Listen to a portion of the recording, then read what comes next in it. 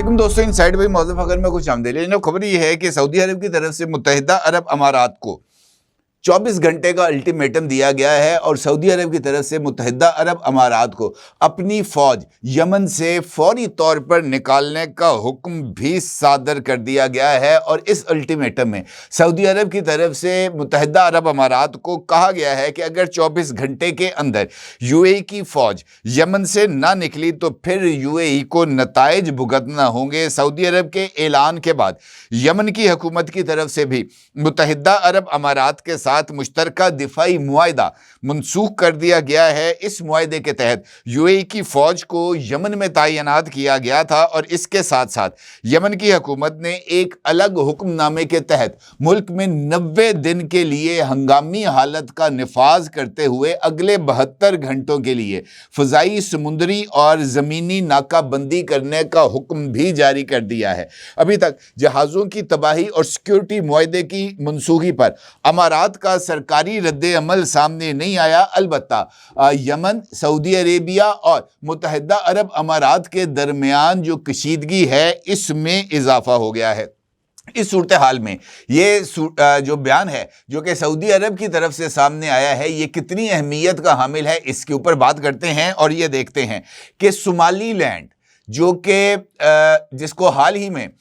Israel की तरफ से तस्लीम किया गया है, इस सारे मामले के अंदर सोमाली लैंड क्यों अहमियत इख्तियार कर रहा है और मुत्तहिदा अरब अमारात के सोमाली लैंड के अंदर कौन से स्ट्रेटेजिक मफादात वाबस्ता हैं और वो इसराइल के साथ कौन सी ऐसी खामोश हम आहंगी पर पहुंच चुका है जिसकी बुनियाद पर यमन का जो जनूबी हिस्सा है जिस पर मुत्तहिदा अरब अमारात का हमायत याफ्ता ग्रुप काबिज है, वो मुत्तहिदा अरब अमारात के लिए एक स्ट्रेटेजिकली इंपॉर्टेंस इख्तियार कर गया है। इस सारे मामलात पर आपके साथ बात करते हैं। सबसे पहले यह बयान है जिसका अक्स आप इस वक्त अपनी स्क्रीन पर देख सकते हैं। यह बयान सऊदी अरब की तरफ से ऑफिशियली जारी किया गया है और इस बयान में जो है वो सऊदी अरब की तरफ से मुतालबा किया गया है यूएई से कि यूएई यमन की दरखास्त पर अमल करते हुए 24 घंटे में यमन से अपनी फौजों को वापस बुला ले।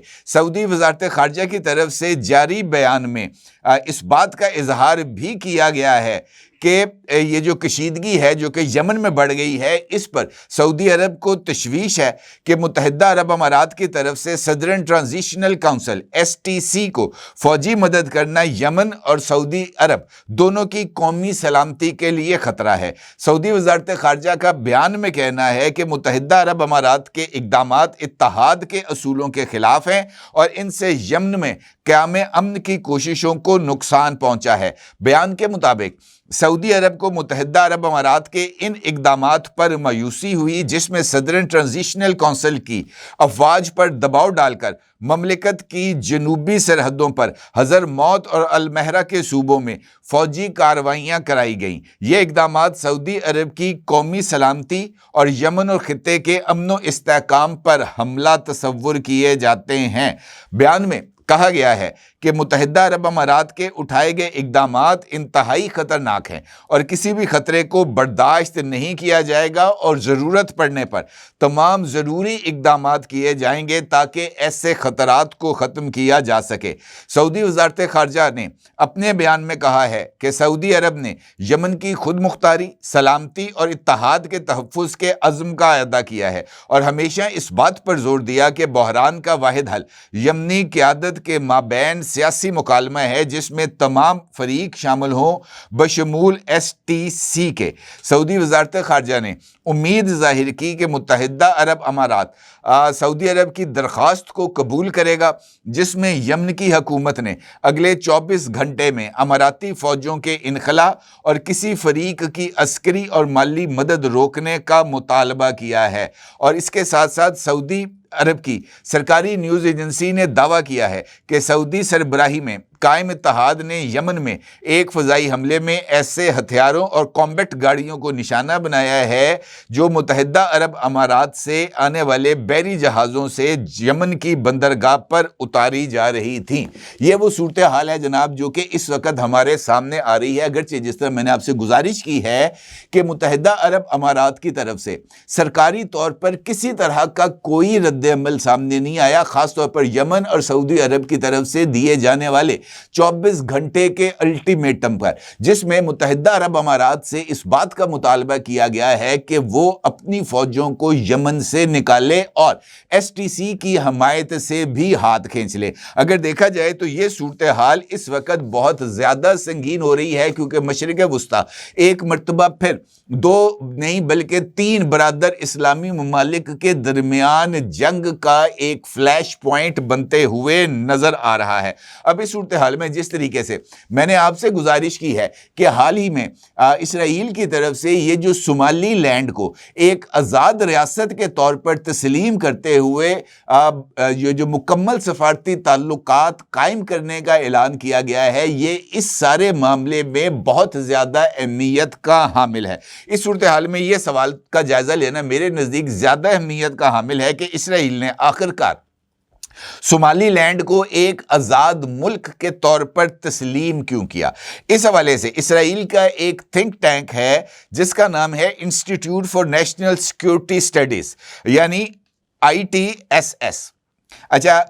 اس نے ایک تحقیقاتی مقالے میں یمن میں ایران کے حمایت یافتہ باغیوں کا حوالہ دیتے ہوئے کہا تھا کہ کئی اہم اسٹریٹجک وجوہات کی بنیاد پر اسرائیل کو بحیرہ احمر میں اتحادیوں کی ضرورت ہے۔ ممکنہ طور پر وہ حوثیوں کے خلاف کارروائی کرنا چاہتا ہے۔ اس تھنک ٹینک کے ریسرچ پیپر میں کہا گیا تھا کہ اس طرح کے تعاون اور اشتراک کے لیے صومالی لینڈ ایک بہترین جگہ ہے، کیونکہ یہ اسرائیل کو متنازع ملک یمن کے قریب آپریشنل علاقے تک رسائی کو فراہم کرتا ہے۔ اسرائیل کے صومالی لینڈ کو تسلیم کرنے کے جواب میں حوثیوں نے خبردار کیا تھا کہ صومالی لینڈ میں کسی بھی اسرائیل کی موجودگی کو فوجی ہدف تصور کیا جائے گا، اور حوثی باغی جو ہیں وہ صومالی لینڈ کے اس مقام پر جہاں پر اسرائیلی موجودگی کے شواہد پائے جائیں گے اس کو ایک جائز فوجی ہدف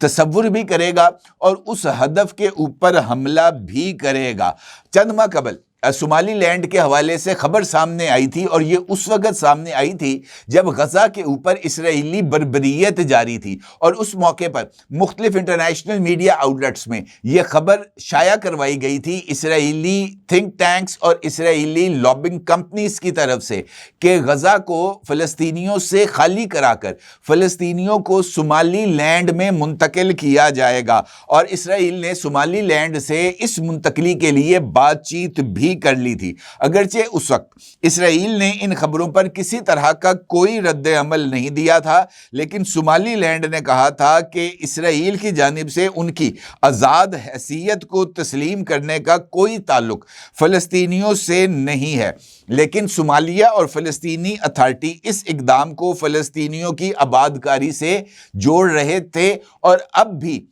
اس عمل کو اسی آباد کاری سے جوڑا جا سکتا ہے۔ امریکہ میں مقیم افریقی امور کے تجزیہ کار کیمرون ہیڈسن نے BBC کو بتایا ہے کہ اسرائیل نے صومالی لینڈ کو بنیادی طور پر اس لیے تسلیم کیا ہے کہ وہ بحیرہ احمر کے علاقے میں ایران کے اثر و رسوخ کا مقابلہ کرنا چاہتا تھا۔ بحیرہ احمر کے ذریعے ہتھیاروں اور جنگجوؤں کو مشرقی بحیرہ روم پہنچانے کا ذریعہ بھی ہے، اور یہ راستہ روایتی طور پر غزہ میں جنگجوؤں کی مدد اور سپلائی کا ایک ذریعہ ہے۔ اس لیے بحیرہ احمر کے بالکل اوپر انٹیلیجنس کی موجودگی اسرائیل کے قومی سلامتی کے مفادات کو پورا کرتے ہیں۔ اب یہ انفیکٹ ایک وجہ ہے، البتہ دوسری وجہ کیا ہے؟ دوسری وجہ وہ ایریا ہے جنوبی یمن کا جس کے بالکل سامنے صومالی لینڈ موجود ہے۔ صومالی لینڈ میں اب آپ کو اسرائیل کی موجودگی تو نظر آ رہی ہے، لیکن یہ خبر طویل عرصے تک لوگوں کی نظروں سے اوجھل رہی کہ یو اے ای نے صومالی لینڈ میں برسوں قبل اپنا ایک فوجی اڈا قائم کر لیا تھا، اور صومالی لینڈ میں یو اے ای کے فوجی موجود بھی ہیں، اور یہی فوجی ہیں جو کہ جنوبی یمن میں یہ جو دوسرا متحارب گروپ ہے یمنی حکومت کے خلاف، اس کی مدد کرتے ہیں، اس کی معاونت کرتے ہیں۔ لہٰذا صومالی لینڈ کی اسٹریٹجک پوزیشن کو کسی بھی طور پر جنوبی یمن کی صورتحال سے الگ کر کے نہیں دیکھا جا سکتا۔ اسی لیے موجودہ حالات میں یہ واقعہ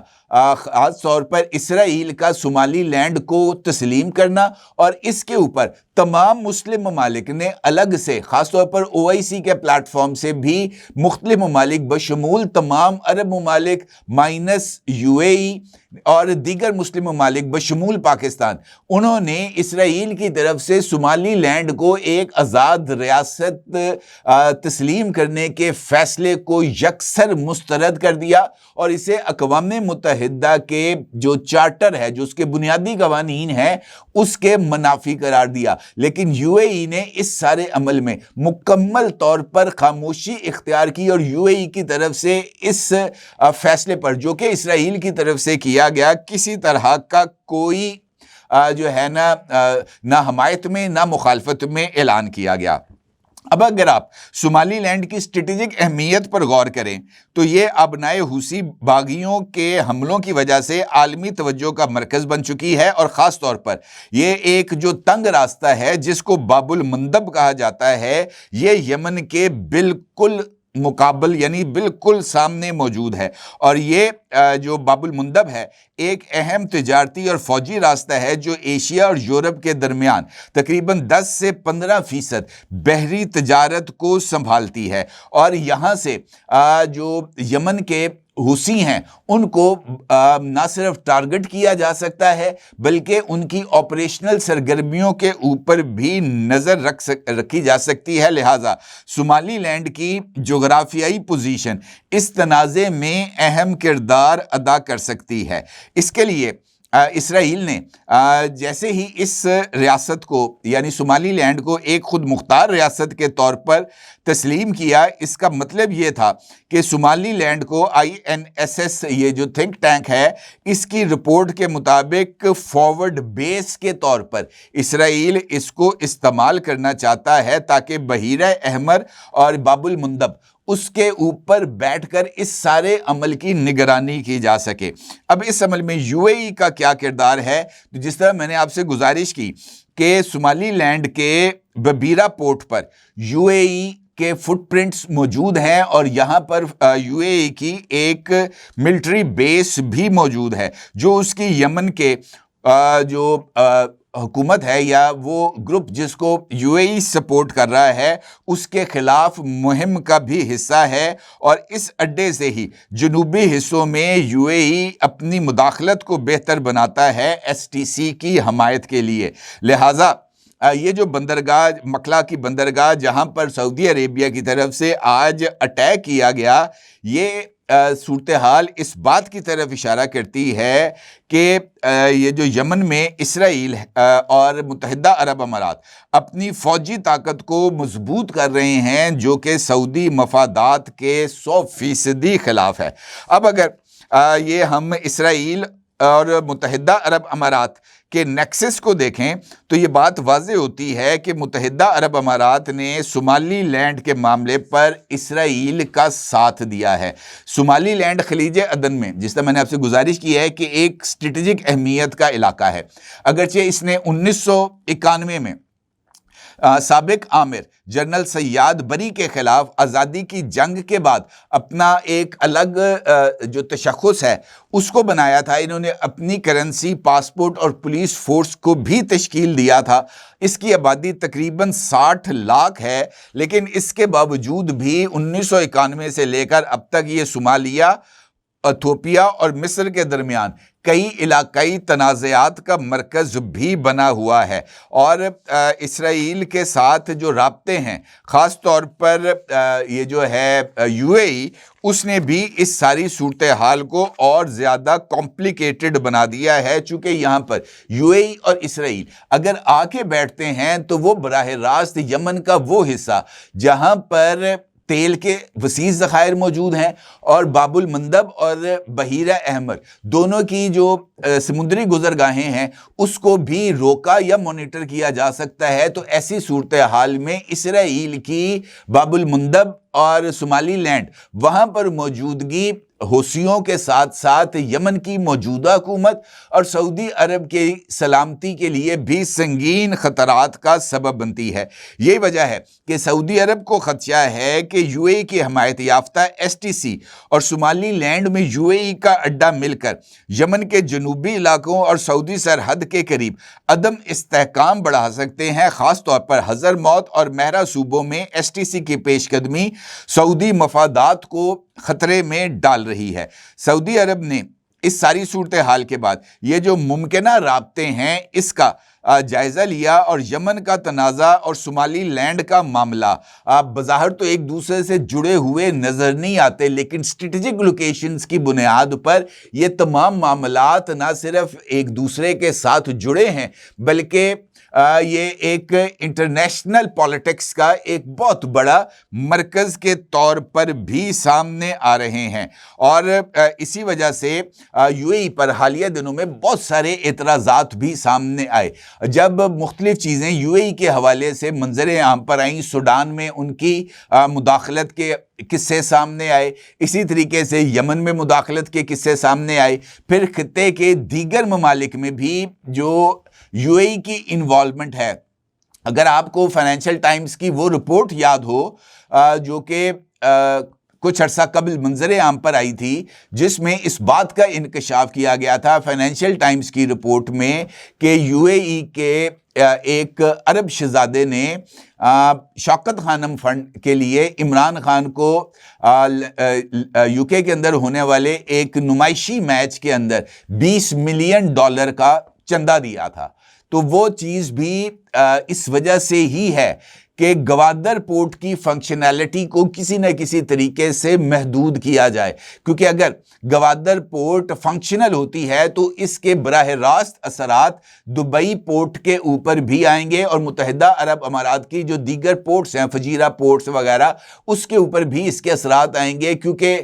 گوادر پورٹ کے فلی آپریشنل ہونے کے بعد وہاں پر جو تجارتی سرگرمیاں ہیں اس کی کمی کا امکان ہے۔ لہٰذا یہ شبہ ظاہر کیا گیا تھا اس وقت کہ ممکنہ طور پر عمران خان کے دور میں جب یہ جو سی پیک کے اوپر عمل درآمد کو گو سلو کی پالیسی پر لایا گیا تھا تو شاید یہی وجوہات ہوں گی سامنے۔ تو اس طرح کے بہت سارے جگہوں پر جو مداخلت ہے وہ نظر آتی ہے، اور اسی وجہ سے یہ جو نئی صورتحال خاص طور پر جنوبی یمن کے حوالے سے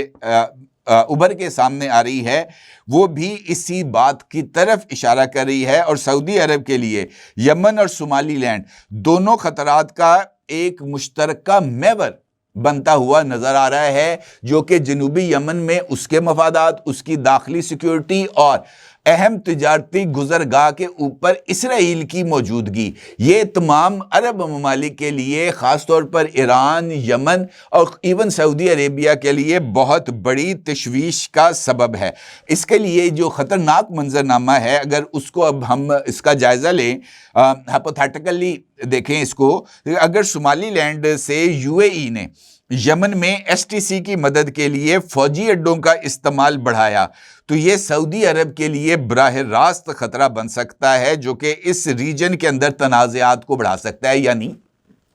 یہ جو 24 گھنٹے کا الٹیمیٹم دیا گیا ہے، اب دو صورتیں ہیں نا اس الٹیمیٹم کی کہ یا تو 24 گھنٹے میں متحدہ عرب امارات یہاں سے اپنی فوجوں کو نکال لے گا یا یہاں سے اپنی فوجوں کو نہیں نکالے گا. اگر اپنی فوجوں کو نکالے گا تو کیا یہ ممکن ہے کہ جنوبی یمن میں اس نے جو اپنے انٹرسٹ کو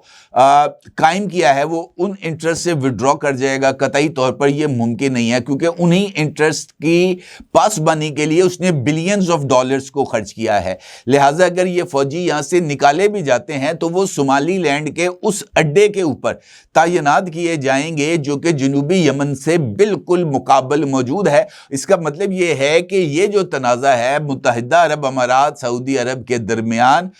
یمن کے اوپر، یہ تنازع آنے والے دنوں میں مزید شدت اختیار کرے گا. لہٰذا جو سچویشن ہے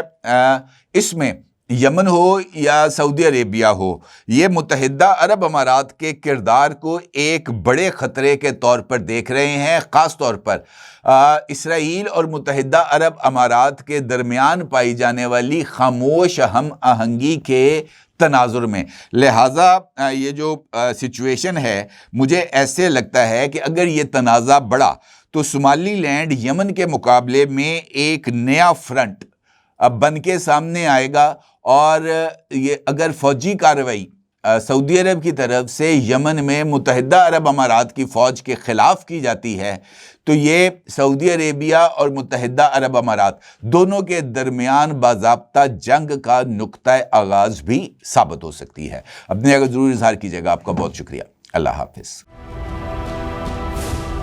کیا آپ ایک بزنس اونر ہیں اور چاہتے ہیں کہ آپ کا برانڈ زیادہ سے زیادہ لوگوں تک پہنچے؟ ہمارے پاس ہے آپ کے لیے ایک بہترین موقع. ہمارے یوٹیوب چینل پر روزانہ ہزاروں لوگ ویڈیوز دیکھتے ہیں. یہ وہی لوگ ہیں جو باخبر، باشعور اور فیصلہ کرنے والے ہیں. اب آپ اپنے بزنس کو براہ راست ہمارے یوٹیوب چینل پر پروموٹ کر سکتے ہیں. پروڈکٹ پلیسمنٹ اور اسپانسرڈ سیگمنٹس کے ذریعے آپ اپنے برانڈ کو لاکھوں پوٹینشیل کسٹمرز تک پہنچا سکتے ہیں. تو دیر کس بات کی، آج ہی اپنے بزنس کو نئے لیول پر لے جائیں. For more information, call us 9233 8122 280.